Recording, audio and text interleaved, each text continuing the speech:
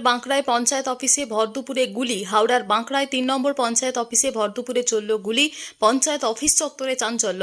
জানা গেছে বৃহস্পতিবার দুপুর 1টা নাগাদ হাওড়ার বাঁকড়ার 3 নম্বর পঞ্চায়েত অফিসের মধ্যে ঢুকে পড়ে 3 দুষ্কৃতী। 3 জনের হাতে আগ্নেয়াস্ত্র ছিল।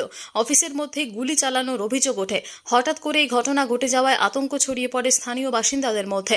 ভয় পেয়ে যান পঞ্চায়েত কর্মীরাও। দুষ্কৃতীরা পঞ্চায়েত প্রধান টুকটুকি শেখকে লক্ষ্য করে গুলি চালায় বলে অভিযোগ। জানা গিয়েছে ঘটনায় জখম হয়েছেন পঞ্চায়েত প্রধানের বাবা সহ আরও 2 জন। তবে জানা যাচ্ছে এই ঘটনায় অভিযোগের তীর প্রাক্তন পঞ্চায়েত সদস্যের দিকে।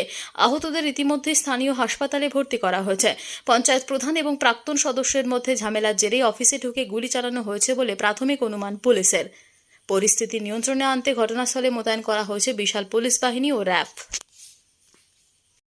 কি বলতে চাই